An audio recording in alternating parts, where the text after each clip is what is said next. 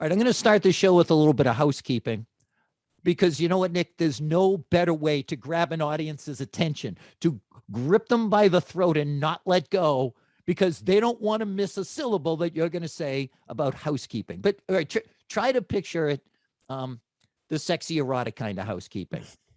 French maid cosplaying, maybe Schwarzenegger cheating on his housekeeper, cheating on a Kennedy with his housekeeper. But no, the housekeeping is that this is a mini episode where that actually is probably not going to be all that mini. We had a guest lined up and had to move that person, and it's the biggest guest that we've had so far for the best possible reason, and that's because you, Nick, are heading to Arizona to do some work on the Arizona Bowl. Yes, can't say much about it yet. Got to keep the fans in line, you know that. Mm-hmm. But we're shooting a video, and it's going to be played before the Arizona Bowl. But the Arizona Bowl, something huge for Barstool Sports, and let me tell you, this is going to change the media world entirely. So get ready for New Year's Eve day, and it's going to be a blast. It's incredible. I'm sitting here as somebody who, first started doing stuff for Barstool and went to the first party that they had. And I said to Dave, "Are you sure? I'm a guy with kids at home and I don't want to be that guy who's out of place." And no, you're coming. They had a gathering. It was fun. And then a couple of parties later, we did a white party at this outdoor place in Quincy, Mass. And it was just massive. And me and the other writers looked at each other and said, "Can you believe that this is what we're a part of, that it's grown this much in this period of time?"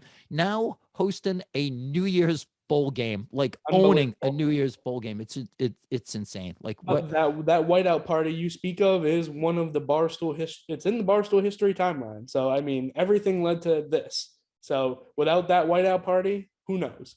Yeah, but I remember back then going, yeah, maybe this will turn into something. But yeah, a college bowl, a major cool. I mean, not. Yeah, a major college bowl. You don't just throw some half-ass one on December 31st, and it's completely our property. It's incredible. So psyched for you that you're going to get to go out there and work on that. I can't wait to see what you produce out there. And you're leaving on a high note, which is this week with the Patriots all of a sudden having completely turned their season around. Since week 6, the game against the Cowboys, since then, they've outscored their opponents 105-40. They're kicking all the ass and they're doing it. And this is what I love about it is that, yeah, I want Mac Jones to go out and light it up every single game. I want him to look like 1999 Kurt Warner as much as the next guy.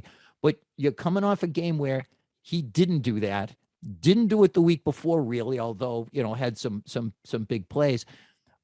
But what it is when you watch the election results, and I don't know why anyone would watch election results, but if you do, they're always talking about the path to victory.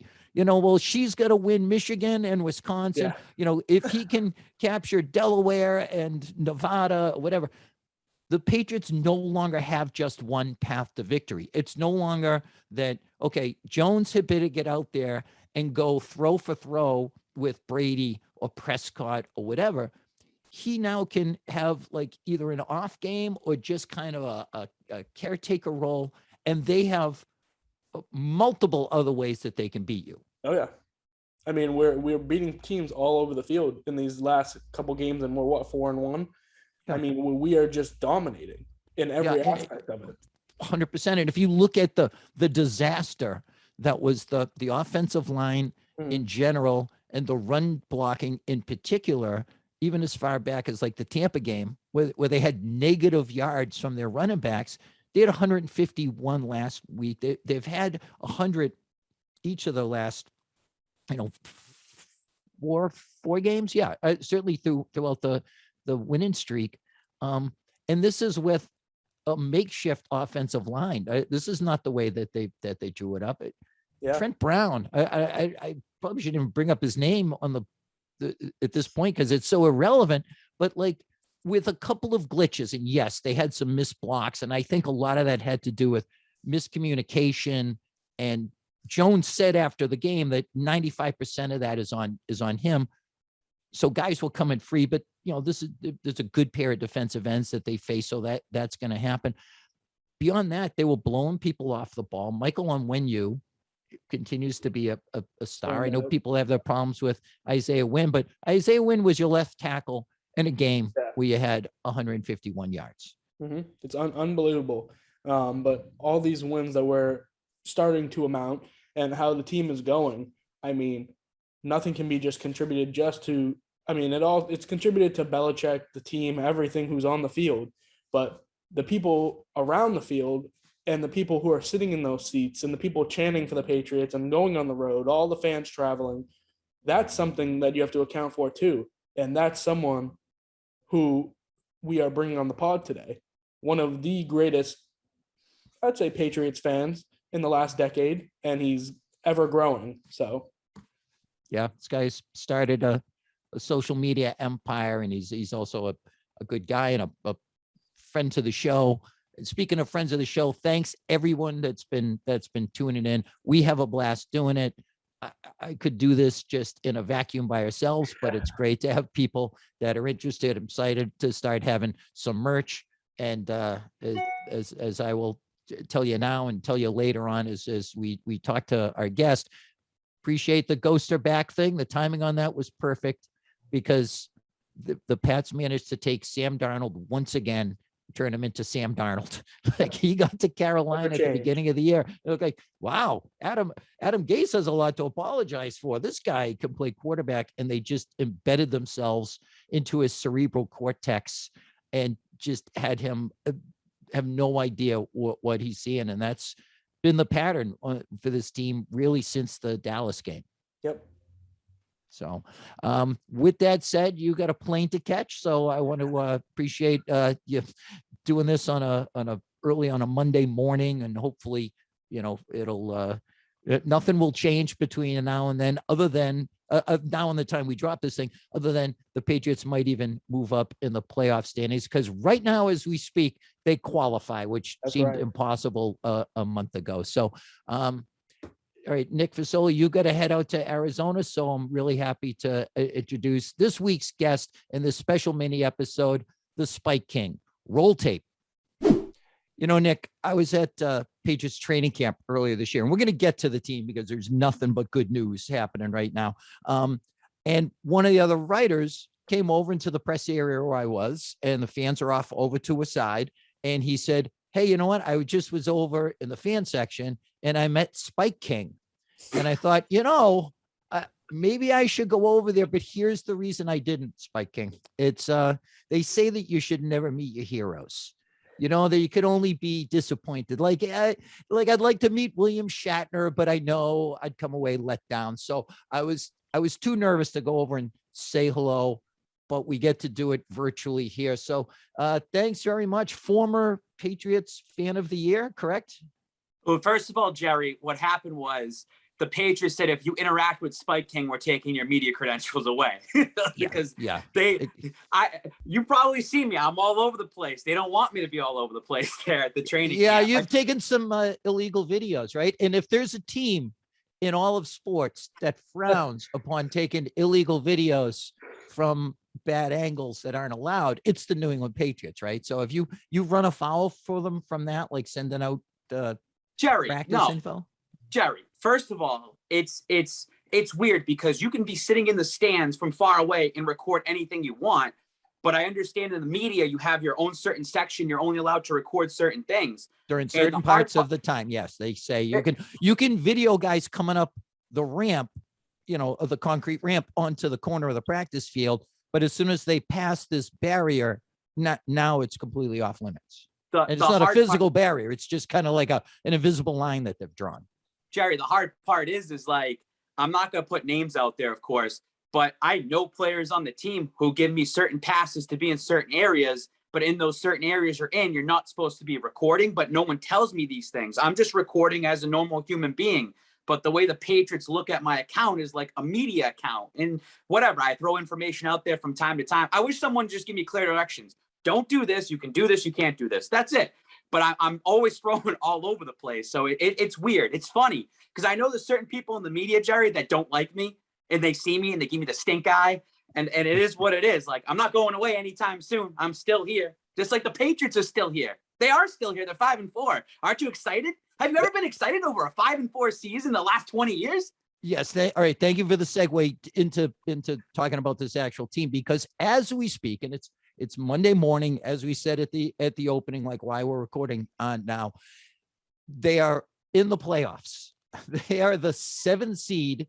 Tennessee gets the bye week. There's only one bye now for the top team, not the top 2, obviously. And if the season ended today, and by the grace of God, it will not end today.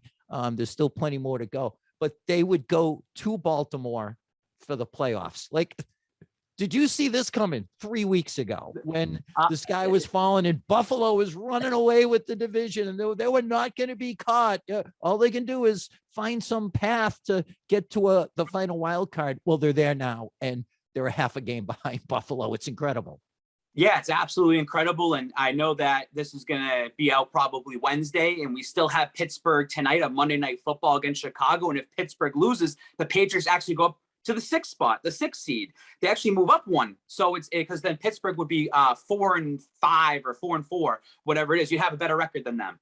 So it's crazy to see this, because I think everyone should label this as a transition year, right? It's a transition year. But the way the Patriots have been playing, week 1, you lose to Miami on a fumble. It's a clean slate. The New Orleans game, they got their ass kicked. But then when you hold yourself really close against Tampa, you hold yourself close against Dallas. I look at the season, Jerry, not as a transition year, like, oh, if they're 9-8, I'm happy. If this team doesn't make the playoffs with the team that they have, the chemistry they're building, it's a failure in my mind. They have to continue to keep pushing forward. Now, the next couple of weeks, we don't want to get way ahead of ourselves. Every week's a must win. But, Jerry, I'm 30 years old. I was born with Tom Brady. I was in 5th grade when they won the first Super Bowl. Most of us fans don't know what losing is. And we got to taste the reality of that last year when they went 7-9.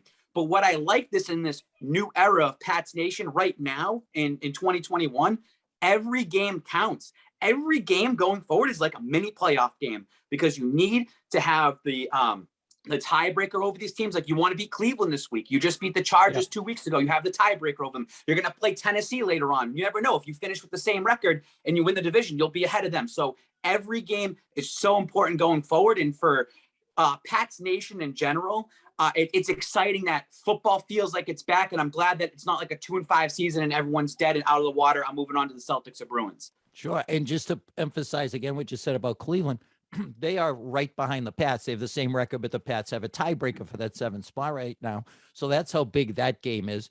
Then you've got Atlanta coming up, who, have a puncher's chance against anybody. But I think the Pats are the better team there. There is a path. They're facing Tennessee, probably without Derrick Henry. And you got 2 against Buffalo, who, it wasn't that long ago, they led the league in most points scored and fewest points allowed. And point differential is usually as big an indicator of success as anything other than wins and losses. But they go to Jacksonville, and they give up 9 points to Jacksonville and still find a way to lose. You can't tell me that that's a clear-cut favorite team in the AFC, the way people were saying a couple of weeks ago. Not on God's green earth when you're losing to Jacksonville. And by the way, can we all just offer a nice, inappropriately erotic lap dance to Urban Meyer for that win? Like, what a godsend that was, coming right after the Patriots just trounced a pretty good, not great, but a good Carolina team on the road. Like, the last 3 weeks have just flipped the entire script in the AFC East, certainly, and probably in the entire conference. Well, Jerry, we looked at the schedule when the Patriots schedule first dropped, and then you see how the Patriots have such a late bye. You look at it like, oh, well, that's a long stretch before they have it. When you look at Buffalo, they have their bye smack dab in the middle of the season, pretty much, a couple weeks ago. But they lose to Tennessee, and then on a kind of a boneheaded play, they should have scored. They should have beat Tennessee. So Josh Allen gets stuffed. Tennessee wins that game. They go into their bye week. They come out of their bye week. They played pretty flat against Miami. That score, if you look at it, you'd be like, oh, they won by like 10 points, 14 points or whatever. No, it was a close game for 3 quarters until they just got away with it in the 4th. And then when they play against Jacksonville last week, you looked at the stretch of games. People were saying, wow, whoever made the schedule, they get Miami, Jacksonville, and then they have the Jets next week. So, and look at the Jets. Jets have beaten Tennessee. Jets have beaten Cincinnati. So you never say never. So you just look at how it's going. They're rocky right now. And right now with the Patriots, you won 3 in a row. The first time in 2 years that you've done that. You're going into this Cleveland game. You have a tough stretch coming up. I like where the Patriots bye is right now, because if you can go 3-1 in your next 4, and especially if you win that Monday Night Football game in Buffalo and then have the bye after that, perfect timing to heal up a little bit, cool off. Hey, we have this. We have control of the division and push forward. So I like where the bye is right now. And on the flip side, the Buffalo Bills are a little bit rocky, and maybe it's getting to them. And Jerry, we've seen this over the last couple of years. One and done teams that go to the AFC title game and then they just fall backwards. Jacksonville, Indianapolis, Tennessee Titans, kinda. And right now, Buffalo. We'll see what ends up happening towards the end of the season. Yeah, and I will go to my grave saying that they should have won that game at Buffalo last year. Excuse me, when everyone was saying that, they don't. Buffalo is so like head and shoulders better than everybody else in the division, and they've passed the Patriots. All right, and Cam Newton leaves one on the ground in the red zone where even just if he just laid on the ground, they're sending that game to overtime. But they had every chance to score. So in the second time they played him, if you remember, Belichick was asked about Josh Allen. He said, "Well, I think we played pretty well against him last time," and he was right. He got vilified for it, but he was right. Like and actually, that will circle back into what they've done these last few weeks, which is they've completely changed the way they played defense. They have Optimus primed this team in the span of 3 years from when they were the number 1 defense in 2019.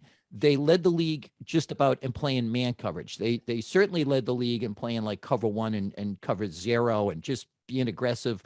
Well, now you don't have Stephon Gilmore to lock anybody down. You don't have Jonathan Jones for the rest of the year as your slot guy.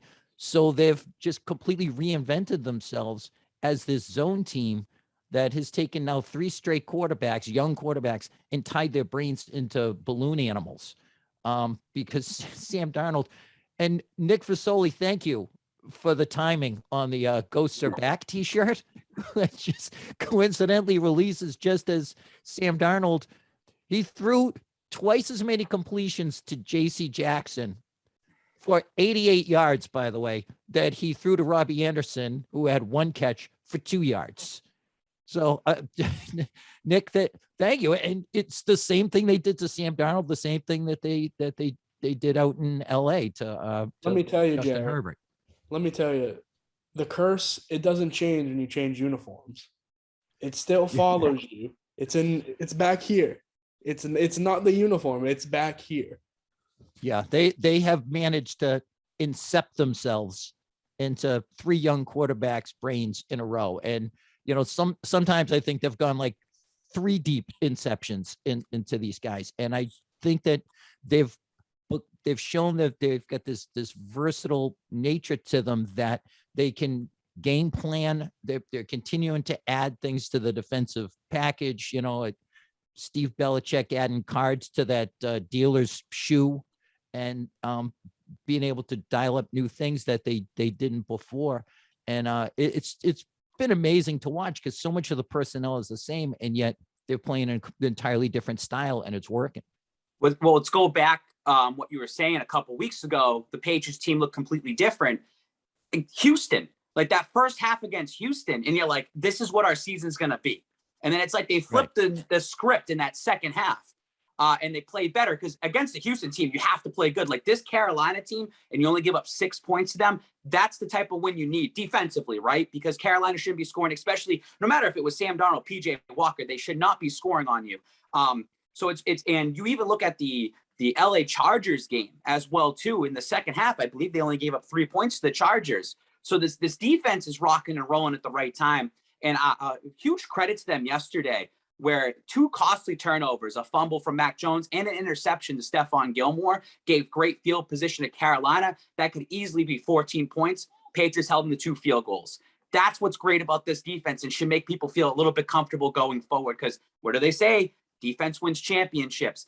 And again, we're in a transition year still. There's still some question marks going forward. Like, this is probably Dante Hightower's last season. What are you going to do with the cornerback situation when J.C. Jackson becomes a free agent? Jalen Mills is trying to do his best job being the cornerback too, but they need to fix that kind of going, because he was signed to be more of a safety. He was signed to take Patrick Chung's kind of role. When Jalen Mills got signed, it was Gilmore was still here. So I feel like there's some added, pieces that need to be done in the offseason, but you should be happy what's going forward. And if you're a free agent defensive player and you're looking at the New England Patriots in this transition year, and they're like, wow, they're looking pretty good, I kind of feel like I can insert myself onto that team and make a difference with them. Maybe it becomes a little destination this offseason. Nick, I think we just set a record for the longest time we've ever gone with before we mentioned Mac Jones. And we'll get into him, but one of the great things about this win is that it wasn't about him. And just to talk about the defense some more, because they really were the stars of this thing. I think the reason that they're able to go to the zone thing is mainly because of 2 guys, and that's Matt Judon and Christian Barmore. These guys are insane. Matt Judon, I had no idea he was this good. I mean, he's already got more numbers, pressure numbers, sack numbers than he had for Baltimore last year when he played, I think, like 14 games, but was franchised. So they thought enough of him to slap the tag on him and pay him all that guaranteed money. But I had no idea that this is what the Pats were getting when they got this guy. I mean, he stood out in training camp, but he lives in the backfield, but he also is stout against the run. Barmore, same thing. And, his reputation coming in was he was the best interior rusher in this year's draft class, but he's become a 3-down player. The last 2 weeks, he played 63% of the snaps, which is as high on the season. This game, he played 68%. And again, was in the backfield all game long. And the reason you can play zone is because with these 2 guys, you can get pressure only rushing 4, sometimes 3. And then drop 7 into coverage, because otherwise it just doesn't work. I mean, you can try the Dick LeBeau zone blitz thing, but that whole, not to get into it, but, it's about safe pressure where you're only dropping 6, but you do it in such a way that the quarterback doesn't know where it's coming from or whatever. The Patriots are just flat up dropping 7 and knowing that no quarterback's going to be able to sit back there and wait for people to come open thanks to these 2 guys. What frigging acquisitions they were from 2 very different places. And I'm somebody that is all about, in Bill we trust, right? And Bill gets a lot of flack for his draft picks or some people that he signs, and things don't turn out the right way. And I'm glad both ways on this one from the draft. And you see something that's coming up with Barmore. At the same time, Belichick paid Judon, and he saw something in him. And sometimes when you're the casual New England fan base that, you watch every Sunday, but you don't know what else is going on around the league, you might not know who Matt Judon is. So you say, why is he paying this much money? I've never heard this name before, because some people are like that. And all of a sudden, he's made an instant impact in the first half of the season. And it reminds me of Stephon Gilmore. When Patriots and Belichick paid Stephon Gilmore to come here, it was a head scratcher for a lot of people. But those in Buffalo, or those who paid attention to Gilmore, like, this is going to be a great signing. And look what ended up happening. Gets you into a Super Bowl that first time around against the Eagles, ends up winning a Super Bowl championship, becomes Defensive Player of the Year, and then sort of just fizzled his way out because his contract was up. But this is what you're getting out of Judon. He's getting the most out of him, most bang for his buck. And I'm glad to see that, because as a Belichick defender, you kind of need that. You need to show that Belichick still has it when it comes to player evaluations. Yeah, and I love gosh, it's such a cliche, and I hate myself for saying this, but whatever. I'll put a quarter in the cliche jar. But the energy that they bring, like just the attitude, because after these games, you'll see there's some like sideline video pregame of Judon like jumping around with Adrian Phillips or whatever, and then Barmore went to the podium after the game for I think the first time, and it was just a blast to listen to him. I don't know if you saw it. Did you see that, Nick? Either of you guys catch the post game? No, you guys probably have a life. No, I didn't. Okay. No, he's just a kid, and you can tell like a little nervous in the moment, but that happy energy thing where you do that like talking too much, nervous talking thing. And they asked him about the play on the sidelines where he like dove on the pile. He did like the Superfly Jimmy Snuka thing off the top rope. He's like, oh yeah, they told me just keep pursuing the ball. So I just did that. You know what I'm saying? You know what I'm saying? And like it was just, I don't know. He was laughing. He's having fun, even though, and it was great to hear because, when they got him and he weirdly fell to the second round when I think it was NFL.com had him as like their 13th highest rated prospect at any position. Then you start getting the whispers. Oh, well, there's some reports out of Bama that, some questionable things with him. Like what? Oh, I don't know, just some stuff. Like what he's a character concern that he doesn't work hard. Like what? Just be specific. And Belichick went out of his way to say, he's been great. He works hard. He keeps getting better. He studies. He does his homework and stuff. So yeah, I'm all on board with this kid. He's a star in the making. So Jerry, something I want to think about too is you're talking about chemistry of this team starting to build, and I just feel that there's a culture change. It needs to happen, right? It needs to shift. Look at the beginning of the season, right? They started 1-3, but there was so much more attention on Tom Brady's return to Foxborough. And I feel you still had that, not a sour taste at all, but you still had that taste of Tom Brady looming around until the game was over. The second that game ended and you get your moral victory against Tampa Bay, they're 4-1 since then. It completely changes because now you don't have all the media attention. Everybody in the media was paying attention to that one game. They had cameras out there at the tailgate against New Orleans, and maybe that's the reason why they lost that game because they're all thinking ahead to Tampa Bay, right? But you start the season 1-3. Right after that Tampa Bay game's over, they're 4-1. So you see, hey, that's out of it. And I put up the TV coverage map every single week on my Instagram to show people, hey, because there's fans all over and they're still here, right? But hey, it's only a regional game this week. Like you're only going to get in New England and maybe down in Houston, or you're only going to get out California and Florida and New England. It's kind of funny to see the TV coverage map of the New England Patriots because they're not the top team at all right now. They're not. But they don't have that much attention on them, which is great. Belichick loves that. The less media involved, the better for him, better for the players. So it's good to see this as a fan and covering the team or just following the team to see like this group is coming together. There's something going on, and especially now going into these next 4 games in a row, this chemistry is going good. They're going to drop a game somewhere most likely, but if you go 3-1 over these next 4, this team has a legitimate shot to make an AFC title appearance this year. Absolutely. And I agree. I appreciate rather you bringing up the coverage map because what we're getting exposed to is what life is like for most of the NFL. Like we get in the scrubs. We're getting the equivalent of when you go to the supermarket and the kid behind the register is like still training and okay, I'm just going to have to be patient. This is cool. Some high school kid just trying to earn gas money. The equivalent of this is getting Adam Archuleta, who like couldn't have opened his mouth and been more wrong more often. Like, Jones hits Hunter Henry in the end zone for the 5th time in 6 games. Well, his favorite end zone target is Jacoby Myers, right? The guy with the touchdown passes. Oh, there goes Bethel going down the field. Bethel, yep. Like it's just like, what? Was there no show prep at all? Like, did you just, did they just call up a lucky ticket holder to come up and do a couple of innings like at a minor league game or something? Nelson Aguilar gets clearly interfered with by the way they call pass interference in the NFL. And, that never should have been called. Oh, okay, I say it shouldn't have been called because I say that all the time, but they always call it. And there's this weird pattern where every call that goes the Patriots' way, there's somebody in the booth saying that this is nonsense. They disagreed that the what's his name that Scooby Darnold committed a intentional grounding. He actually committed 2, and they called one of them.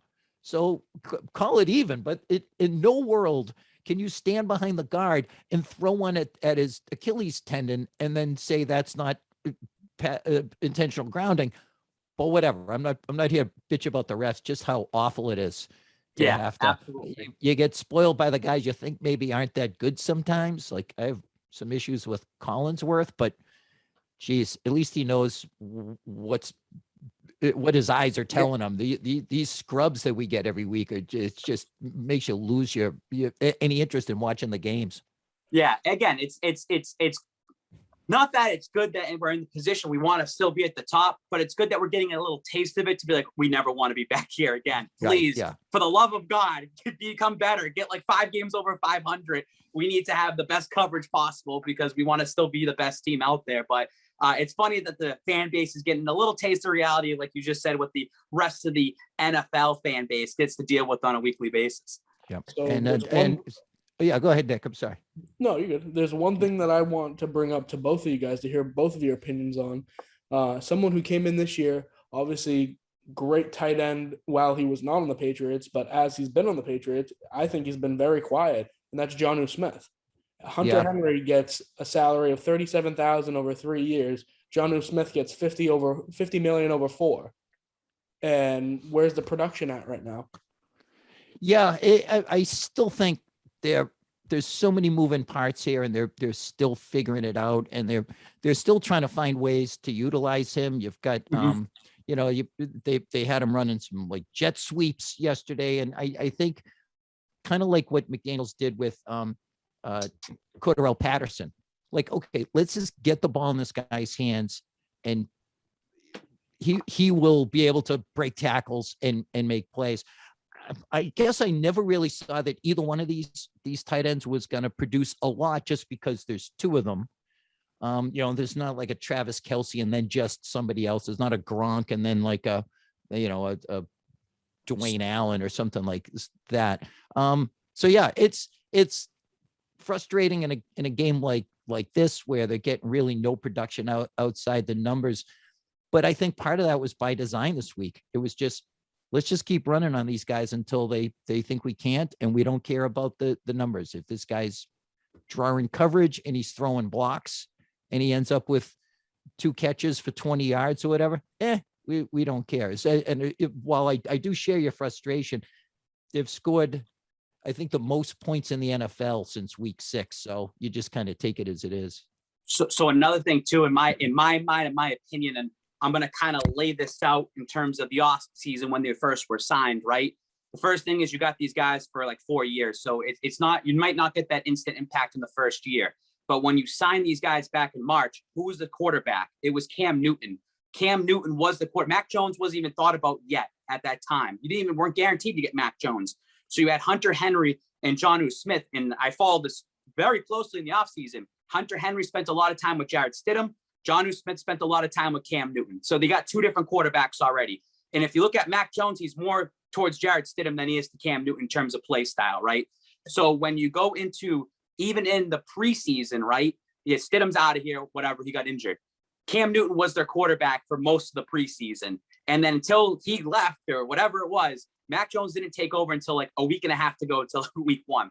So you now all of a sudden you have to start catching up to Mac's speed. So anything that Jonnu Smith probably learned through Cam Newton's out the window. So now you have to start catching him up to speed. So I'm not worried about it for this season, but in the offseason, I liked Mac Jones to try to use Smith a little bit more, spend more time with him. I feel like they never had that ability to do that during the offseason. Mac comes in, he's going to be with the rookies.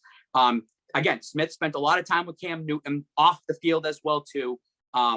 I think there needs to be something there in the offseason. I'm not worried about it right now. And guess what, Nick? We could be talking about this in a couple of weeks where it's Monday Night Football and Smith has a 2-touchdown game. Or it could be the playoff time and Smith makes an amazing grab that ends up winning you the game. So I'll worry about it later on.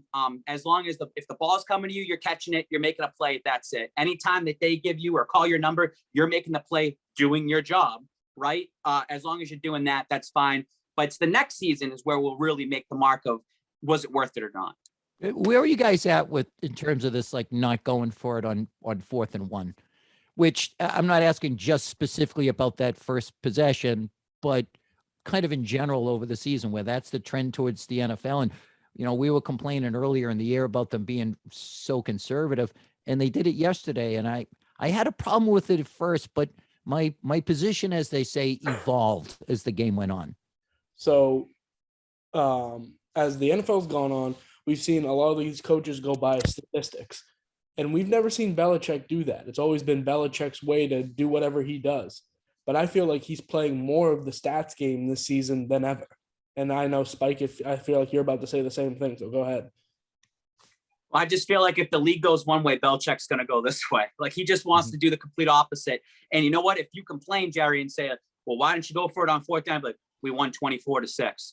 Like, why does it even matter? You know what I mean? But there are situations where they should be going on fourth down. I also feel like with Mac Jones being a rookie, they don't want to put him in those spots yet. And I said this a couple of weeks ago too, that Mac Jones just needs to grab that brass ring, right? Mac Jones needs to take control. Mac Jones needs to tell the sideline, no, I'm going for it. I want to put myself out there. And I think we've been seeing that over the last couple of weeks, that he's gaining more confidence to run the offense a little bit more on his own. That's what we need to start seeing, because guess what? He's not getting benched. He's not getting fired. He's not going anywhere. Hoyer's not taking over. Stidham's not taking over. It's Mac Jones's team. And I think that he needs to build the confidence in himself to look at a McDaniels or look at a Belichick. No, this is what I'm doing. This is the play call I want to put out there. And I want to see more of that as we go forward. Okay, I'm going to try to tie a bunch of ribbons together here with this because that's what I do. Damn it. That's why I'm in this business. Tying in Jonnu Smith and the defense as well. I think it all speaks to one thing. And the 4th and 1 is that there's such a game plan specific team on both sides of the ball. And I think they just went into this with this idea that we're going to play it conservatively. Why? Because we're afraid that Jones can't convert a 4th and 1? No, just because they felt that they had such an edge with their defense, and they knew that they were going to be able to deconstruct what the Panthers were going to do and get in Darnold's head, that they said, in this case, we don't need to take the crazy risk. Boot it, deep, and we'll make a stop on them. Now, the ball went into the end zone, which is one of the most frustrating things in the world when you're at midfield and you don't go for it, and now the ball just comes back 20 yards. But what happened? The Panthers got 6 yards, punted. The Pats had a fresh set of downs at their own 40 and figured it out. So I think that was part of their overall thing. Like, yeah, we're going to play it close to the vest here just because we can afford to. When do you take chances? Is when you feel like you have to. Like the Saints in the Super Bowl that time, doing an onside kick because they knew they were overmatched. So I think the week will come where they're going to go for it on 4th every time. And Jonnu Smith might have 6 catches for 100 yards. But in every week, they just reinvent themselves into this entirely different thing. And like a virus that metastasizes itself to attack a host, I think that's what they're doing. And God knows it's worked the last 3 weeks. I think sometimes as football fans, we forget that there's 3 phases to the game, and that includes special teams. And Belichick is the special teams guru. So sometimes he's going to look at it like when they went for the field goal against Tampa, I had no problem with that because Belichick felt comfortable in that time. I'm going to go with my kicker, and it just barely missed, right? Mm-hmm. So there's 3 phases of the game. And as you said, you can punt it. If you're at midfield, you boot it. Like they pinned Carolina down at 5. And then you trust your defense at that point of the game too. So I took like a class back in college about the history of football. When you go all the way back like 100 years ago, it was a punting game. They'd punt on 2nd down. It was just a back and forth type of game. And that's just something Belichick adds to his repertoire of coaching. So again, like you just got to trust what you have in front of you, but also take it as you say, play conservative. I mean, they won 24-6. So you can kind of tinker around with what works in the regular season, but when it comes playoff time, that's when you say you take everything you've taken in the regular season. You've seen a lot of different things. That's when you can make those decisions. So maybe it's a 4th and 1 when it's the playoffs and you're going for it and you can trust it at that time. But again, it could be 4th and 1 in the playoffs. We trust our special teams to boot it down to the 5. And we trust our defense to keep them and hold them. So it's a back and forth game of ball movement, right? You know what I mean? So that's what it felt like in the first quarter. You're booting it down there. They boot it back. You boot it back. You're trying to get that position over there. But as long as, and we'll go back, like, let's talk about Mac Jones a little bit. Game manage. Like yesterday was just game managing. Like just game manage. Trust your defense.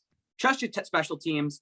Those 2 costly turnovers could have been 14 points, but the defense, you trusted the defense. They only gave up 6. Mac Jones just game manages because if you look at it, he went 11 for 18 and like 139 yards, right?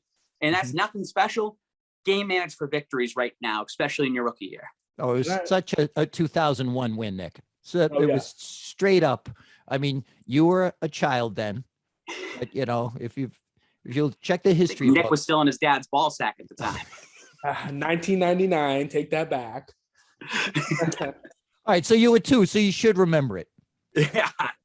But trust me, that's there's what one- every game was like for me back then, except my balls were much younger then. They were so much the way younger we're then. I'm looking older at- than that now.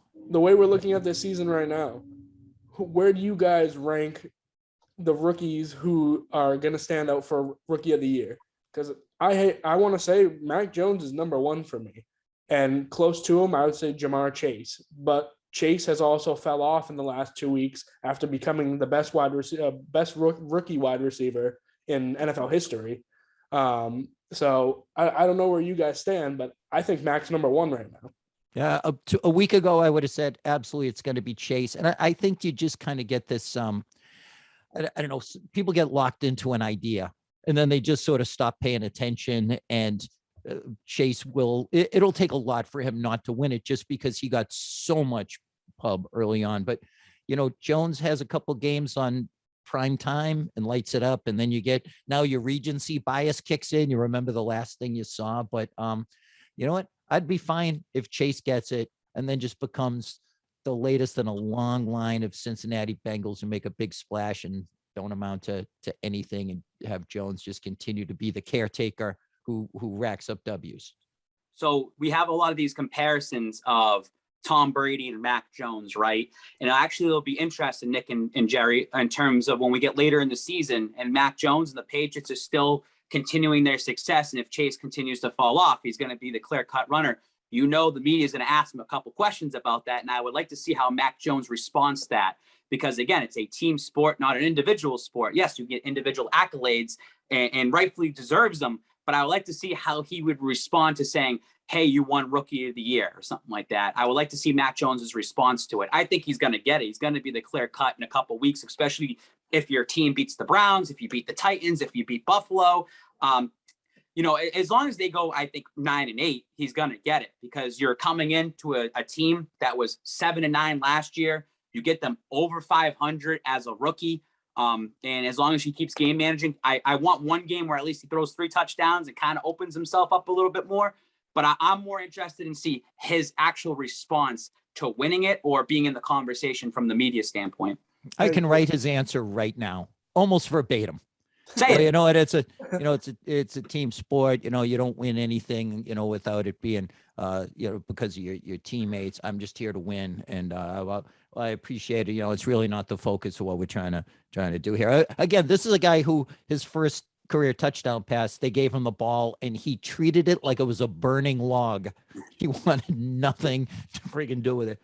No one knows where that thing is. James White probably has it at home. But we need to continue seeing that, right? Because we've seen it for the last 20 years. We want to continue seeing that same kind of mold of what Brady put in here. It's not about me. It's about the team, because there's still plenty of other players in this league. It's me, all about me, right? All about what I do. And they take that circus and they want the attention. We don't want that attention. And we need to still show that, hey, we have a rookie coming in and he's like that. It makes the fan base feel more comfortable going forward. Yep. And the time, I'm sorry, Nick, you go.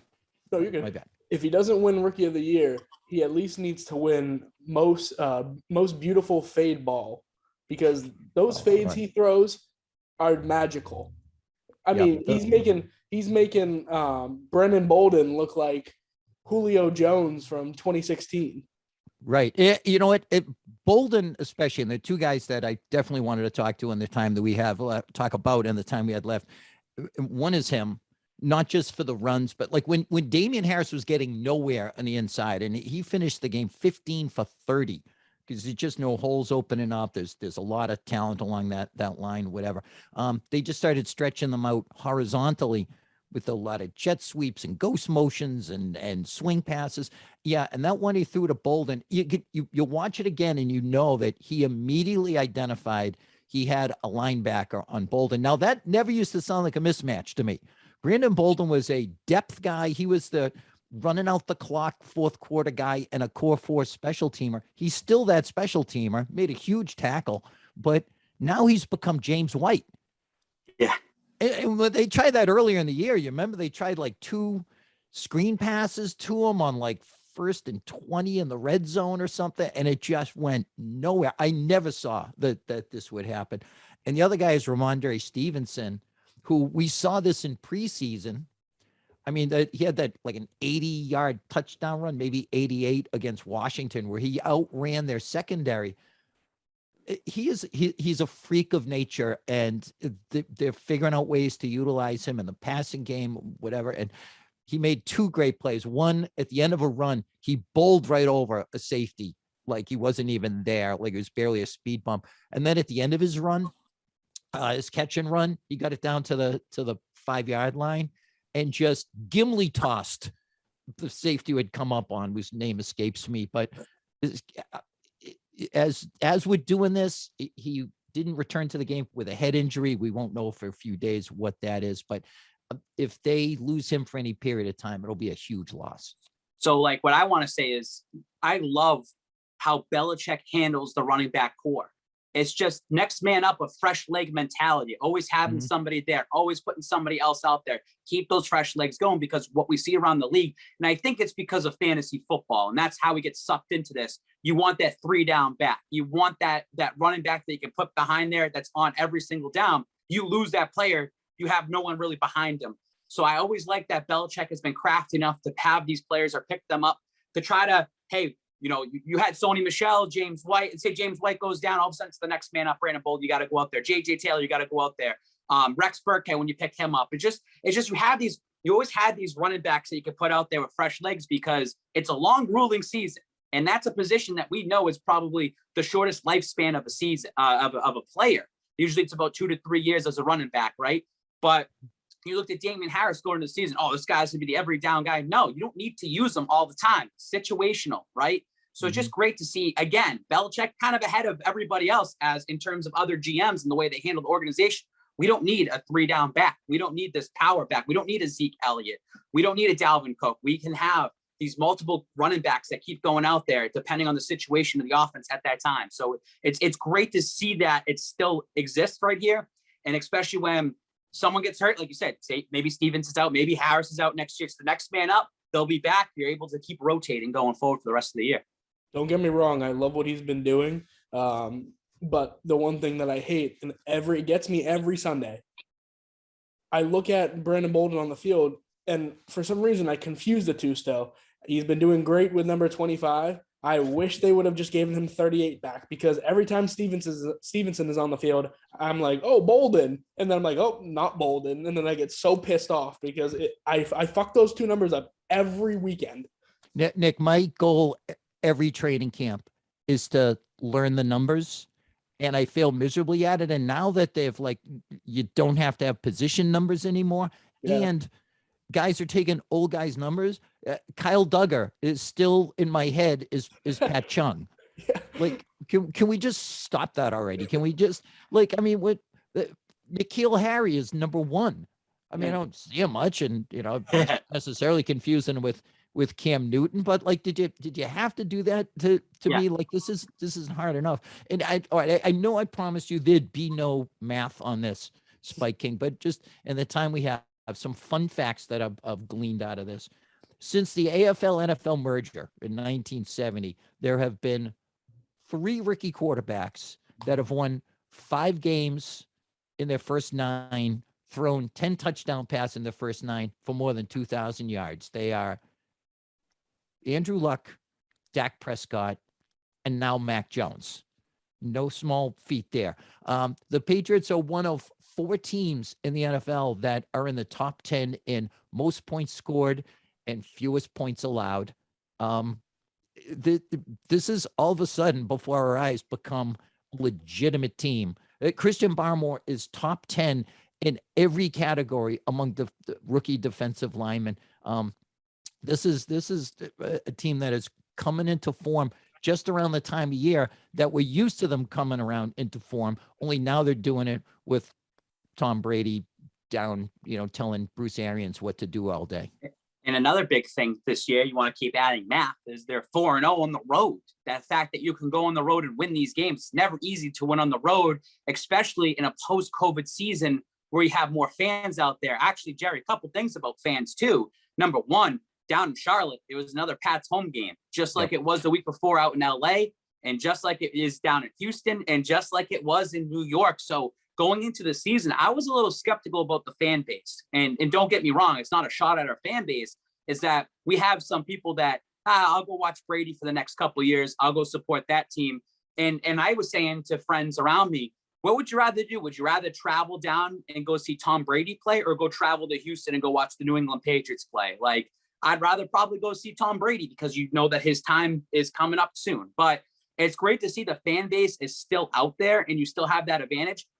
Home field advantage doesn't exist for the New England Patriots right now, right? They're like 1-3 at home right now. And I think that this upcoming week against the Cleveland Browns is a pivotal week for the fan base. And we need to push that out there this week, Jerry, because we need the fans to go into this game, especially when Cleveland just hung up 46 points against Cincinnati. We need them to be loud and excited in these mini playoff games. We're so used as a fan base, right, to go to Gillette Stadium. Oh, this team's going 12-4. They're going 13-3. They're going 14-2. They're getting 11 wins. That regular seasons games don't really matter as much unless it's a big primetime game where we care about. We'll be more vocal when the playoffs come. We need this fan base to be vocal this upcoming Sunday when Tennessee comes in, when Buffalo comes in, when Jacksonville comes in. You still need this fan base to be out there to get that, because you're 1-3 at home. You're 4-0 on the road. You're 1-3 at home. We need to get that over 500, and it comes from the fan base itself too. We need to get loud. We need that. You see Kansas City out there, right? They are still supporting their team. They got the same record as the Patriots, which they shouldn't. They're frauds. But how loud it is when Jordan Love is making his first start and he's having some trouble out there. That we need our fan base to kind of bring that out there this upcoming week and the remainder of the season. I absolutely. And I wrote this in the knee-jerk reaction, but one of the downsides of living in a paradise like Charlotte, North Carolina, is we're all up here living in a Dostoevsky play. This hellscape, this filled with like just despair and ennui and a complete lack of hope. So we love nothing more than to hop a plane and go someplace nice and just make them as miserable as we are. And Patriots fans travel like a Division I football factory. And the rest of the world has not caught on to it, that there's at least one game a year that the Patriots do a complete takeover of. And it's 2 this year. And I have a theory that I think a lot of season ticket holders took the money on the Dallas and the Tampa games and then just said, screw it. Yeah, I'll sell these. I'll miss a game, but I'll go someplace nice. And, you know, good on them. I didn't much appreciate it when Foxborough was crawling with Dallas fans, but you know, that's life. But and that was my worry. And Jerry, that was my worry too, is that when Brady left, and especially say last year, right? And it was probably a good thing last year there was no fans, because when you go 2-5 to start the season, what's the point as a season ticket holder? I'm not going to go, because it's expensive to go to football games. It's a long day. You know, the tailgating aspect of it, you're buying all the beers inside, the food, concessions, whatever. You're spending money at the pro shop. It's an expensive, long day on Sunday. If this team was well under 500 right now, when we're going into this Cleveland game, we might see more Browns fans attending this because tickets become cheaper. People might want to from Cleveland. Every fan base travels, but it's just, I'm glad we're at the over 500 mark, and that each game going forward is so important. And people are starting to see now in this fan base, you know, you're 4-1 in the last 5. It's like, hey, this team's actually building something up right now. It's bringing the excitement back in there. And especially for a fan base like yourself, right? Like that has seen the despair, the 1-win teams, the laughing stock of the league, to rise to be the cream of the crop and be at the very top, to now maybe start falling back. And some of these season ticket holders might look at it and be like, I've already dealt with the team being bad and I've dealt with the team being good. I'm off it. They're coming back onto it now. And I think the excitement's back there. This is why I am the way I am. I've said this to Nick. I'll say it to you, Spike. I'm that guy who lived through the Depression, and in terms of football, now I'm rich. I invested well. I started a business, whatever, and I still save tinfoil because I remember what it was like when we have shortages. You never know. I used to walk to school with a hot potato in my pocket to stay warm, and then I'd eat the potato for lunch. You kids today have it too easy, but no, I'm not that guy. I really feel like one, I appreciate this, and two, this year more than any is goddamn fascinating to watch how they've pulled out of the post Brady trauma of last year and rallied around this rookie who, by the way, Jonnu Smith, he threw an incompletion to him and started like waving everybody to the huddle, is chewing people out and maybe yelling at Smith. We don't know what happened on the route, but you love to see it. Halfway through his first season, just taking command of a huddle. And just to wrap it up with this, with a hypothetical, because we got a hard out here. And I appreciate your time, Spiking. Really do, for letting us reschedule you and whatever. Here's the hypothetical. The Pats go on the road to a team that has the same record as them. They get 3 completions to their receivers. Mac Jones doesn't throw 140 yards. Damian Harris averages 2 yards a carry. And Buffalo is at Jacksonville. Do you feel, is there any scenario where you would have felt like they're going to come out of this a half a game out in the division, like a blowout win? So appreciate this. This is really unlikely. They turn the ball over in their own end of the field and still came away with a blowout win that ended with the human victory cigar, Brian Hoyer, on the field. It's incredible that this is what this team's capable of doing now. And we're halfway through the season now. We're right at that mid part, and you're going to the back half of the season. And this is the time to start trending upwards. And we thought we'd be chasing Buffalo all season, especially how it goes. And again, some people, you got to look at September as an extension of preseason, especially with Mac Jones only having a week and a half with his starters. And then all of a sudden you're going into that first half. And again, reminder, they started 1-3, which they should have been probably 2-2. And we thought the best case scenario would be 3-1. They started 1-3, but it's about the turnaround right now. And since you went 1-3, you're 4-1. You're trending upwards, but every week counts. Don't let your foot off the gas pedal. But it's great to see, hey, offense isn't having a great game. The defense steps up. Hey, special teams can pin this team back as many times as possible. Folk can go out there and try to get you a couple field goals and keep you up in the game.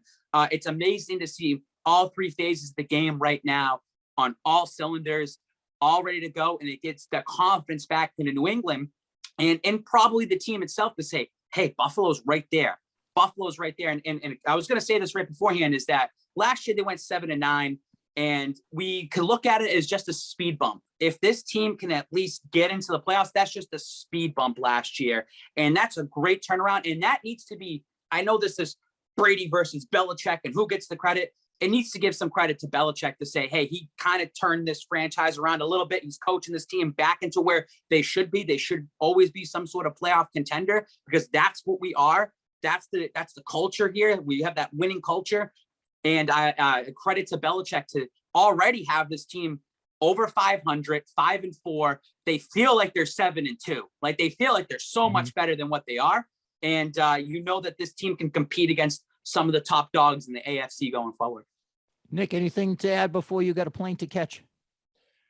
I actually just loved what you just said right there, Spiking, about the winning culture. And don't get me wrong, he was my quarterback for my entire life, 20 years, Tom Brady. But the last thing I remember of Tom Brady, which is sad, is watching him throw an interception and walk off the field in New England. And that is not winning New England mentality. And his time was done at that point. But now I love what we're doing now. So that's all I got to say. That 2019 season was a disaster when they start 8-0, and they played a lot of fraudulent teams to start 8-0. And I remember going into Baltimore and they got their asses kicked. And I left that, and I went to Philly after the bye week, and they barely won that game in Philly, as my freaking phone goes all over the place. They barely won that game in Philly, right? And I left that, and it was like a 14 to 14-11 game. It was something stupid. I was like, this team's not going anywhere. You can tell that team was trending down. So it's great now. It's been 2 years. Again, it's been 2 years since they've had a 3-game winning streak. It's been 2 years since they've felt like they've been over 500. I know they were last year. They were 2-1, but it feels different. But it's good that we're starting to get that taste of Brady out of here, and we're starting to support our new franchise quarterback going forward. He's not winning 6 Super Bowls. I hope he does, but he's not winning that. As long as we have those similar comparisons, but as long as Mac Jones the next couple of years can get to a Super Bowl because of his coaching, the system around him as well too. I mean, this is great for the fan base. This is great for the culture. This is great for New England. And I want to get back with those duck boats out there. Yeah, it was a hell of a nice podcast until Spike King had to end it by saying that Mac Jones isn't going to win 6 Super Bowls. How dare you, sir? I'm going to put on a scarf just so I can throw it over my shoulder and say, "Good day to you. Good day to you, sir." No, hey, this was a blast. Again, I appreciate your time. Sorry we didn't get more time to talk, but we still managed to go on and on for way too much because there's so much more to say. But very much appreciate it. He's Spike King, Patriots super fan extraordinaire. He's Nick Fasoli. I'm Jerry Thornton. Remember to like, share, and subscribe. Hit that like button. Comment. We'd love to read what you have to say about the show. But mostly come back next week where we have a very special high-profile guest, I can promise you. Slancha. Make sure to eat your Big Macs. Big Mac victory, babe.